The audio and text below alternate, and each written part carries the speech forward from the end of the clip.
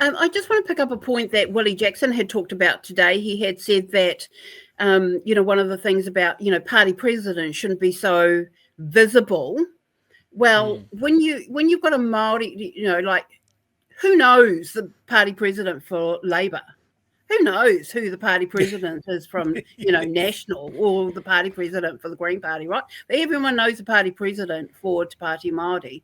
Well, that's what you get when you're with a Rōpū Māori, right? Right. You get the whole leadership, kit and caboodle. So for those that feel that JT has too much oxygen, that is because that's how they roll.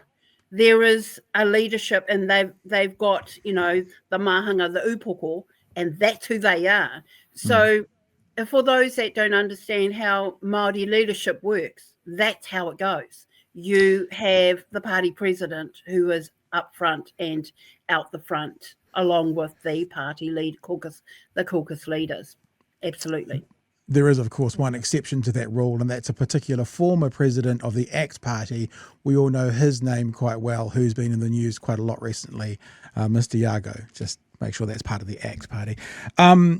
Yeah, hey, look, thank you so much for coming. Before I step away from Willie Jackson, he was very clear during the caucus run today that he is hoping for a by-election, and he will, if there is a by-election in Te Tai Tukurau, that they will stand Willow Jean Prime as the candidate for Te Tai Tukurau.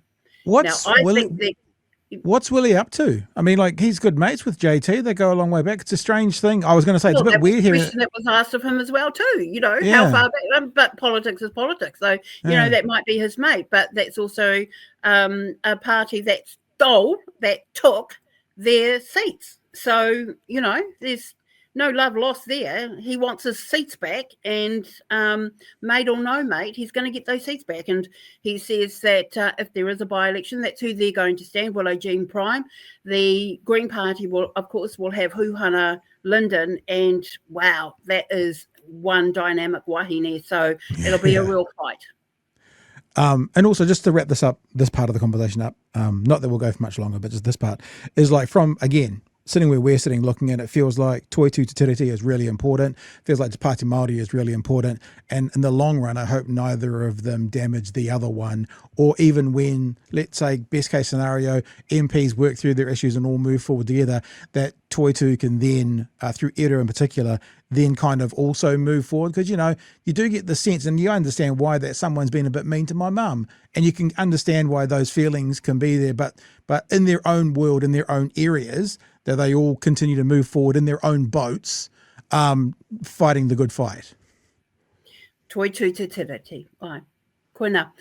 Can I also say this about Eru Kapa Kingi very, very quickly? Boy, he can mobilise that rangitahi lot. Just one text and out they come. So he is the modern face of that generation of Māori who are social media savvy. And when he mobilises that group, it's all over social media, and he's the bloke.